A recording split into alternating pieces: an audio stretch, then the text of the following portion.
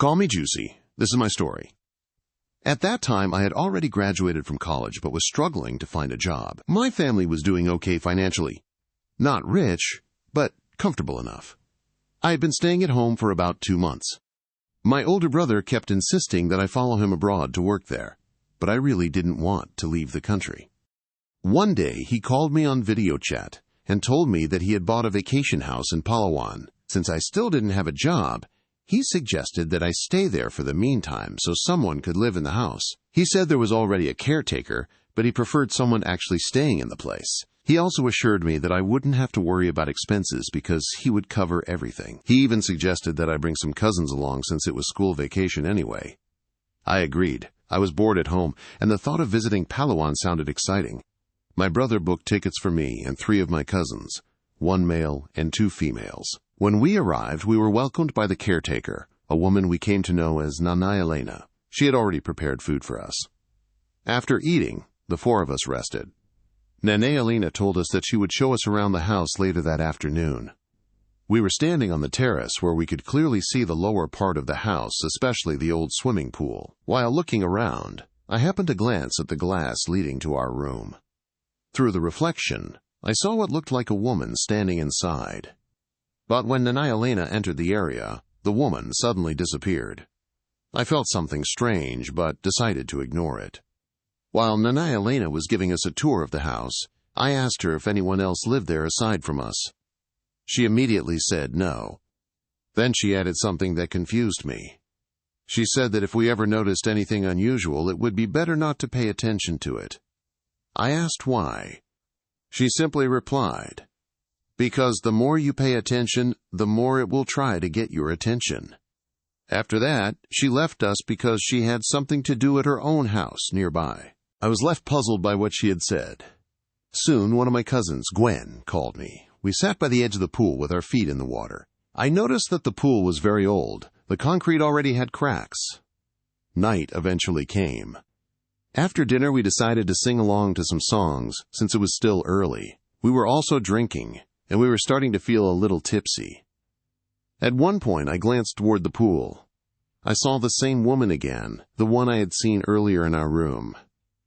I couldn't clearly see her face because she was partly hidden in the darkness, but I could tell she was a woman from her figure. I nudged Gwen and pointed toward the pool. But she said she couldn't see anything and told me to ignore it, saying maybe the alcohol was already affecting me. A little later, we decided to go to bed since it was getting late. Even though I had been drinking, my senses still felt strangely alert that night. I kept my eyes closed because every time I opened them, I felt dizzy. Then I clearly heard footsteps approaching our room. I assumed it was probably Nanay Elena. When I slightly opened my eyes, I saw someone standing near the door. After that, I fell asleep. The next morning, the memories of what I saw came back to me. I saw Nanay Elena cleaning near the pool, so I approached her. "Nay, did you enter our room last night?" I asked. She froze for a moment before answering directly that she hadn't. She said that at that hour she was already asleep, and that she hadn't even gone to the house the previous night because her whole body was aching. Then she told me again that whatever I thought I saw, I should just ignore it and assume it was because I was drunk. But I wasn't convinced. It felt like she was hiding something from me, something I wasn't supposed to know. I called my brother and told him everything I had noticed, but he didn't believe me. When I told my cousins, they just laughed. Annoyed, I went to the old pool by myself and decided to swim. After a while, I started feeling cold and decided to climb out. Suddenly, something grabbed my foot. The grip was extremely tight. I struggled and shouted for my cousins, terrified. Then I suddenly heard laughter behind me. It turned out to be a prank. Gwen and the others had planned it, and Liam was the one who grabbed my foot underwater. I didn't find the joke funny, especially since I had already been seeing things they couldn't see. The following night, we decided to swim again. The pool area was noisy with our laughter. Then suddenly, someone grabbed my foot again. At first, I thought it was Liam. But when I looked up, I saw him sitting by the edge of the pool. That's when chills ran through my body. Gathering my courage, I dipped my face underwater to see who was holding my foot. What I saw filled me with terror. There was a woman's face beneath the water, grinning at me. I screamed while trying desperately to break free. My cousins immediately helped me out of the water. When I finally climbed out, my entire body was trembling with fear. My knees became weak, so Liam had to carry me. I could hear them asking questions, but I couldn't speak. My hands were shaking uncontrollably. That night, I barely said anything. I was too shocked by what I had seen. Gwen and Joyce stayed beside me while we slept. I couldn't sleep properly. Every time I closed my eyes, I saw the woman's face again. Eventually, Gwen and Joy woke up too. Joy went to the kitchen to get water. While she was gone, I told Gwen what I had seen in the pool. Suddenly, we heard a loud splash from the pool area. I immediately remembered Joy. We rushed to the sliding glass door and looked from the terrace. Both Gwen and I saw a woman floating in the pool. The clothes looked exactly like Joy's. Panicking, we hurried downstairs, ready to jump in and save her. But then we heard Joy's voice behind us from the terrace. "Gwen!" "Juicy!" She looked confused. When we looked back at the pool, the floating woman had disappeared. We rushed back upstairs and checked Joy. She wasn't even wet. Gwen and I exchanged glances. We both knew that the woman in the pool was not Joy. From that moment on, Gwen and I agreed to keep an eye on Joy whenever she went near the pool alone. Something about what we saw that night felt like a warning. Later that night, around 10 p.m., something happened. Liam suddenly slipped down the stairs. We noticed that the floor was wet. When we followed the trail of water, it led straight to the pool. Joy dismissed it and said it was probably just water. But before we realized it, she was already standing at the edge of the pool. Right before our eyes, something pulled her foot, causing her to fall into the water. We waited for her to resurface. When she did, we felt relieved. But suddenly she sank again, as if something was pulling her down. Behind her, we saw the same woman who had grabbed my foot before. Her grin was terrifying. Without hesitation, the three of us jumped in to save Joy. Liam managed to pull her out safely. We thought it was over. But suddenly, something grabbed my hair. I lifted my head to avoid being pulled underwater. Then I heard the woman whisper, "Come with me." Moments later, I felt myself being dragged underwater. I thought I was going to drown, but soon I felt myself slowly rising back to the surface. When I reached the top, I gasped desperately for air. Later, the four of us sat in the living room while Liam tried to process everything. Then Joy suddenly said, "I saw it." She described the same woman beneath the pool, the one with the terrifying face. Liam was the only one who still hadn't seen her. The next morning, we confronted Nane Alina. That's when we learned the truth. The ghost in the pool was her daughter. She had died in that same pool after being bullied and mistreated by her own cousins. The house's owner was Nane Alina's brother. After the incident, he paid her money to prevent her from filing a case. He also gave her the house, which she later sold. She told us that her daughter wouldn't have hurt us if we had simply ignored her. That's why she warned us earlier. She told us it would be best for us to leave. While we were on our way home, I realized something. Maybe her daughter attacked us because she hated seeing cousins laughing and enjoying themselves, while she herself had been betrayed and killed by her own. Maybe every time she saw cousins happily together, it reminded her of what happened to her. That experience is something I will never forget. Even now, it still lingers vividly in my memory. Just call me Adrian. Back then, my mom received a call from her sister who lives in London. My aunt told my mother to look for a vacation house that they could buy because she and her foreign husband were planning to return to the Philippines soon. She also said that if we found a house, we could stay there temporarily while they were still abroad. I helped my mom search, but for a while we couldn't find anything. Then one of my friends found out that we were looking for a vacation house to buy. He told us about a place he had seen once while passing by. When my mom and I visited the location, the house was still for sale. We carefully checked the property, including the inside of the house. My aunt's husband liked it immediately, so they bought it right away. That same day, we moved into the house.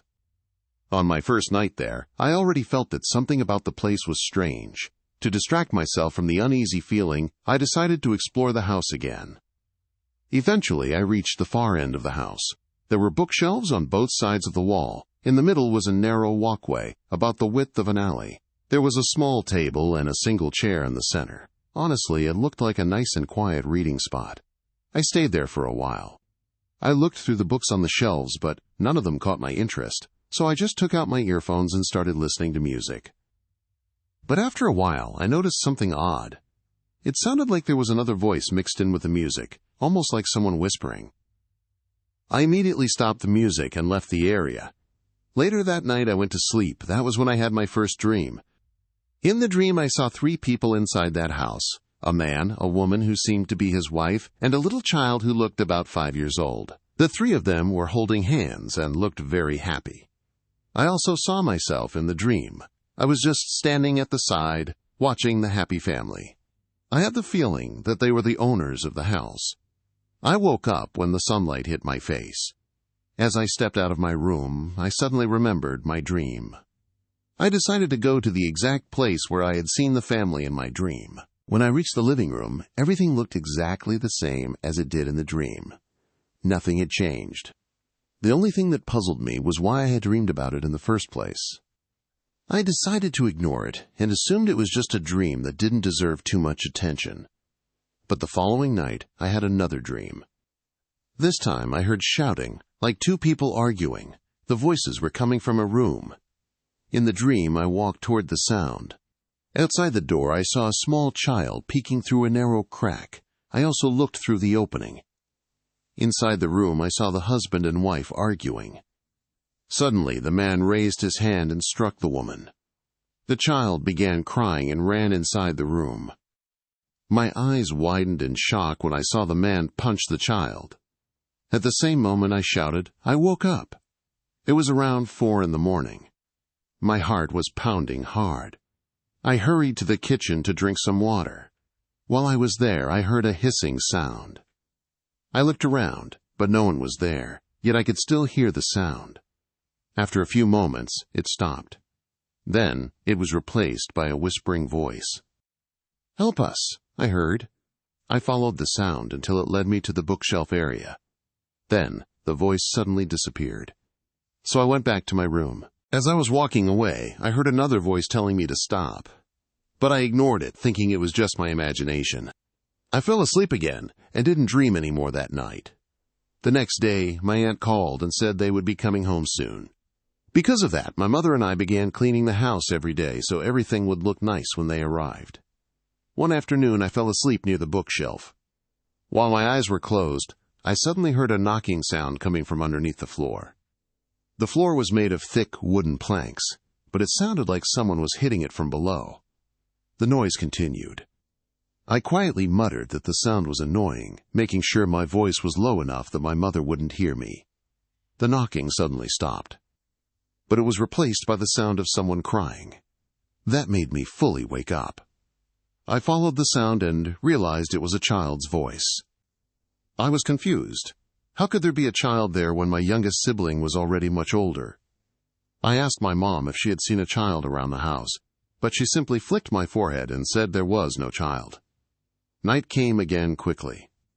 I couldn't stop thinking about what I had heard. That night, I dreamed again. But this time, the dream was different. The happy family I used to see in my dreams had turned into a chaotic and terrifying scene. I saw the man beating the woman again. Her lip was split open, and one of her eyes was swollen shut. I could clearly hear her begging for help and pleading with her husband. I woke up when I felt a hand on my shoulder. It was my mother. She said I had been groaning loudly and looked like I was having a nightmare. So I finally told her about all the dreams I had been having. She didn't say anything. She seemed confused about why I was dreaming those things. I told her that it didn't feel right for us to stay in that house any longer. but she said we should just wait until my aunt arrived before going back to our own home. Later that night, around 10 p.m., I went back to the bookshelf area. The only light there came from a small lampshade.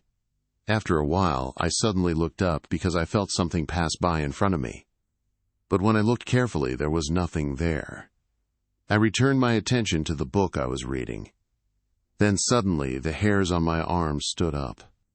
I felt like someone was standing near me in the bookshelf area, even though I couldn't see anyone. I immediately left and went back to my room. The last dream I had in that house showed how the woman suffered. I clearly saw how her husband brutally beat her. In that final dream, I saw the mother and child running while the man chased them. They ran into a room, the same room where I was sleeping. They hid under the bed while the child cried. Then the man entered and mercilessly beat the woman until she died. I woke up, drenched in sweat. I drank water to calm myself down. The dreams were starting to feel traumatic. The next morning, we started cleaning early because my aunt and her husband were arriving that day. While I was cleaning the bookshelf area, a book accidentally fell. Behind it, I discovered a family photograph. I was shocked. The people in the picture were the same people from my dreams. I showed the picture to my parents and told them that there must be a reason why I kept dreaming about them. My mom and I went to talk to the caretaker to ask about the family in the photo. The caretaker told us that they were the previous occupants of the house. Before the family disappeared, the husband had told him to take care of the house. After that, the caretaker never saw the family again. No one knew where they had gone. I didn't tell him about my dreams. My mother told me to forget about it for now since my aunt would arrive soon. Later, when my aunt and her husband finally returned, we had a small gathering at the house to celebrate. While everyone was busy, I went inside and walked straight to the bookshelf area. I don't know why, but my feet always seemed to lead me there. I accidentally fell asleep for a moment. Then I suddenly heard sobbing. It was clearly a child's voice asking for help. I woke up when my earphones fell to the floor. Then I noticed something strange. Under the small table, there was a tiny door on the floor. I tried opening it, but it seemed locked from the inside. The next morning, I showed it to my father. When they finally managed to open it, we discovered a staircase leading downward. There was also a light switch nearby, so I turned it on. What we saw in the basement was horrifying. At the far end of the room, there was a bed, and lying on top of it were skeletons. One of the skeletons had its hand bones chained. Another skeleton was clearly that of a child. Suddenly, my aunt screamed. We saw another skeleton hanging from the side of the basement. That was when everything finally made sense. The skeletons in the basement belonged to the family I kept seeing in my dreams. They never left the house. The man had hidden their bodies in the basement and later took his own life by hanging himself. I could hardly believe something so horrifying had actually happened in real life. I realized that maybe the reason I kept dreaming about them and hearing voices was because they wanted someone to find them so they could finally be freed from the basement. Even now, whenever I remember that experience, I still can't help but feel chills.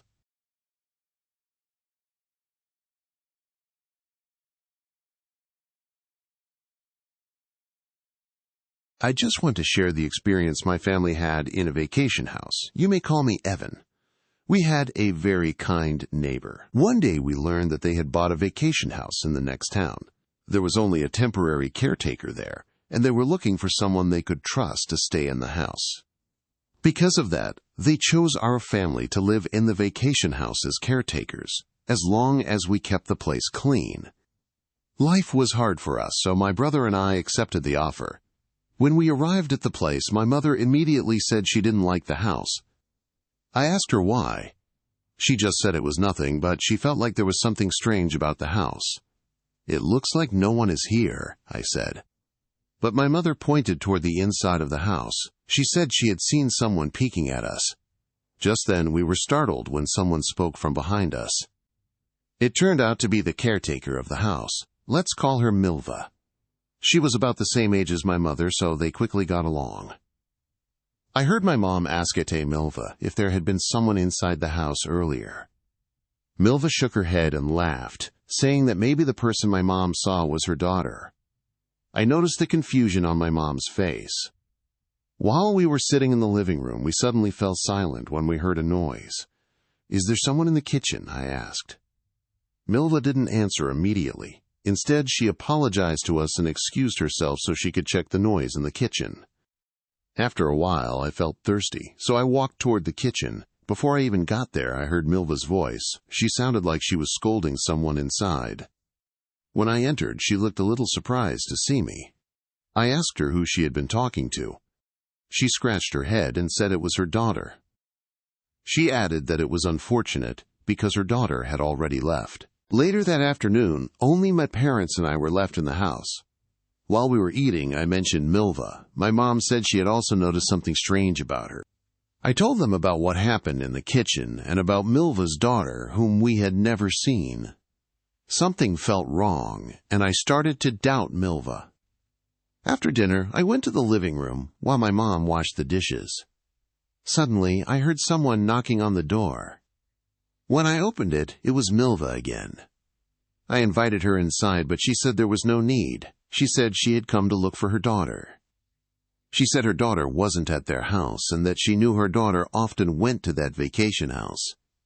I told her we hadn't seen her daughter anywhere. "I guess she's hiding from me again," Milva whispered before leaving. I felt chills after she left. There was definitely something strange about her. That night, we heard noises again, like glasses and plates clashing together, as if someone was intentionally banging them. I checked the kitchen, but I didn't find anything, not even a cat. There weren't even any glasses or plates near the sink at that time. I called my mom, and we both wondered where the noises were coming from. "I'm not comfortable in this house," my mom said. The next afternoon, while we were cleaning the house, I saw Milva again talking to my mom. She said she had come to fetch her daughter Anna. My mom and I exchanged glances because her daughter wasn't there. In fact, we had never seen Anna in person. We accompanied Milva inside the house. She said she was sure Anna was in the kitchen. As we entered, she kept calling out Anna's name. But when we reached the kitchen, no one was there. I walked Milva back outside and told her that if I ever saw Anna, I would tell her to go home. But just as she was leaving, she suddenly called out to Anna. At that moment, only the two of us were standing there. I was shocked when Milva suddenly ran ahead as if chasing someone, talking like she was speaking to someone we couldn't see. Night came quickly. My parents went to bed early, but I stayed in the living room finishing a movie. While watching, I heard something fall in the kitchen again, followed by the clanging of pots. I grabbed a broom and went to check. Inside the kitchen, spoons were scattered on the floor, and the lid of one pot had been slightly moved. The hairs on my arms stood up when I heard footsteps behind me. Then the lights began flickering. Suddenly, I heard someone giggling from one corner. "Who's there?" I asked, gathering all my courage. But when no one answered, I hurried out of the kitchen. I went to the living room to turn off the TV, but it was already off. I clearly remembered leaving it on before I went to the kitchen. The remote was also lying on the floor. The next morning, I was surprised when I opened the door and saw Milva already standing outside. My parents also came over when they saw her. Then Milva suddenly said, "Let's go home now, Anna." At that moment, I felt fear and chills run through my body. She apologized again for disturbing us and said that her daughter had bothered us again. That was when I finally asked who Anna was. Milva suddenly pointed behind us. I thought Anna was really standing there. But when we turned around, there was no one there. After Milva left, my father said she might be going crazy. My mother stayed silent. We had already been living in the vacation house for over a month when another strange incident happened.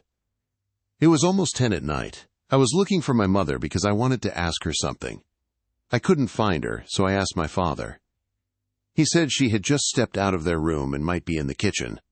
At that moment, I heard the sound of running water. I also noticed muddy footprints on the floor.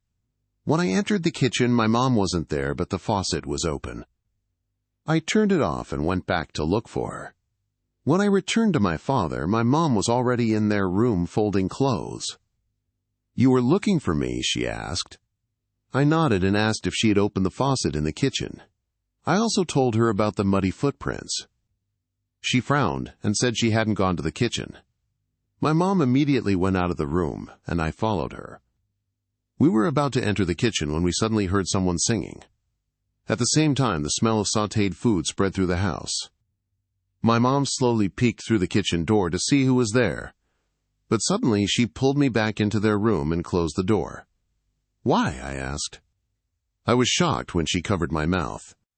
From inside the room, we clearly heard footsteps and doors opening and closing in the other rooms. When the noises finally stopped, my mom told us something terrifying. She said we weren't the only ones living in that house.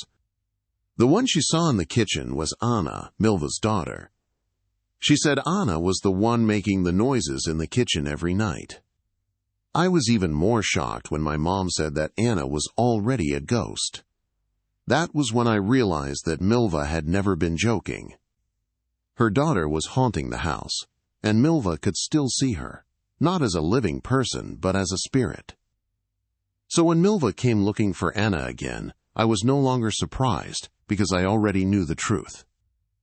From Milva's story, we learned that they had been caretakers of that house for a long time.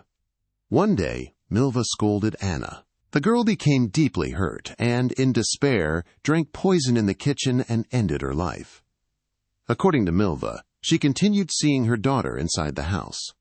My mother advised Milva to let her daughter go because Anna's spirit couldn't leave the house while Milva kept holding on to her. My mom believed Anna only wanted to rest in peace.